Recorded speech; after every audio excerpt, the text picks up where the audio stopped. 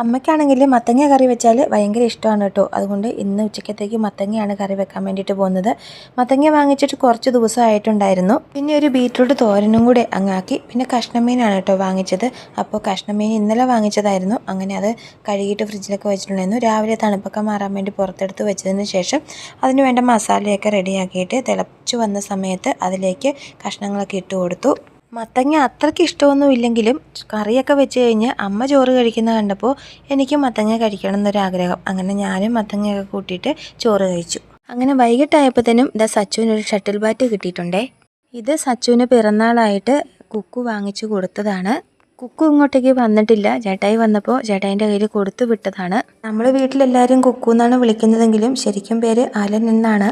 സച്ചു നേരത്തെ അറിഞ്ഞിട്ടൊന്നുമില്ലായിരുന്നു. വീട്ടിൽ കൊണ്ടുവന്നതിന് ശേഷമാണ് കേട്ടോ അറിഞ്ഞത്. അതുകൊണ്ട് തന്നെ അവന് ഭയങ്കര സംശയമായിരുന്നു. ഇത് കുക്കുച്ചേട്ടയെ തന്നെ തന്നതാണോ അതോ വേറെ ആരെങ്കിലും തന്നതാണോ അമ്മേ, എന്നെ പറ്റിക്കാൻ വേണ്ടിയിട്ട് പറയുന്നതാണോ കുക്കുച്ചേട്ടയാണെന്നൊക്കെ. അത്രയ്ക്ക് അവന് വിശ്വാസം വരുന്നുണ്ടായിരുന്നില്ല. പ്രതീക്ഷിക്കാതെ തന്നെ കിട്ടിയതായതുകൊണ്ട് സച്ചുവിന് ഭയങ്കര സന്തോഷമായിരുന്നു.